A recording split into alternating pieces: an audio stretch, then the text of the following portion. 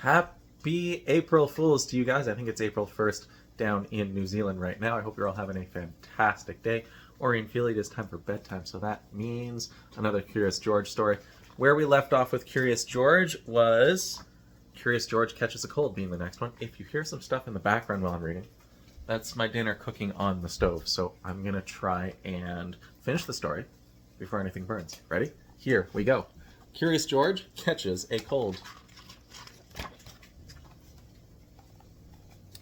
George's favorite day of the week was sauce day at Chef Pischetti's restaurant.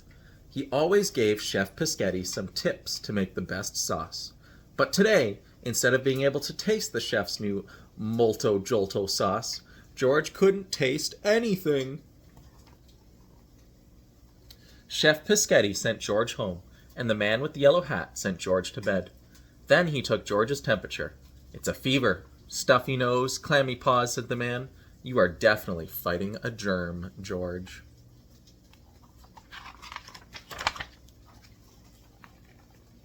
The man got out a book. There was a picture of a funny-looking blob. "There are good germs and bad germs. A bad germ is making you sick, George," the man explained. "Germs are very small, and they can be found anywhere in your body. Your nose, your mouth, your stomach, your lungs. But that's enough biology for today. Tired monkeys need their rest." George might have been sick, but he was still curious. Where did the germ come from? And more important, how could he get rid of it? He was still wondering when he dozed off to sleep. Soon George was dreaming. In his dream he was very small, like a germ. He and his pal Noki were going to take a trip inside George's sleeping body to fight off the bad germs. George and Noki zoomed into sleeping George's mouth and landed plop right on his tongue. It was soft and squishy, and there was music playing. They hadn't expected that. What could it be? It seemed to be coming from his nose?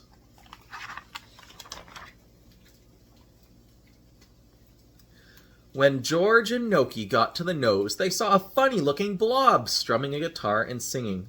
"I'll make you sniff and I'll make you sneeze. You won't be smelling that smelly cheese. We'll be making you sweat and making you squirm, because that's how germs are being germs." George could hardly believe his eyes. "I'm Toots, the singing germ," he introduced himself, "and these are my backup singers, the Germettes."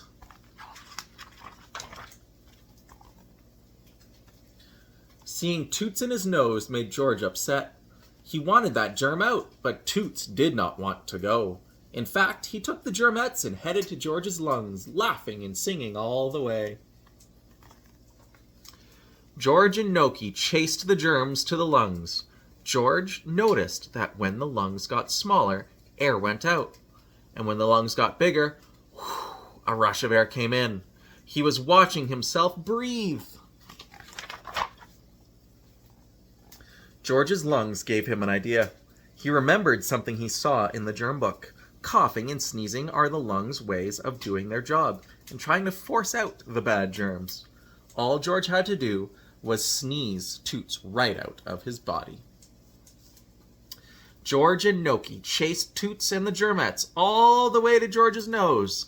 Then, with some well-positioned tickling, George sent Toots and the Germettes flying out of his nose with one big sneeze. When George woke up from his dream, he went straight to the bathroom to wash his hands and feet, just in case.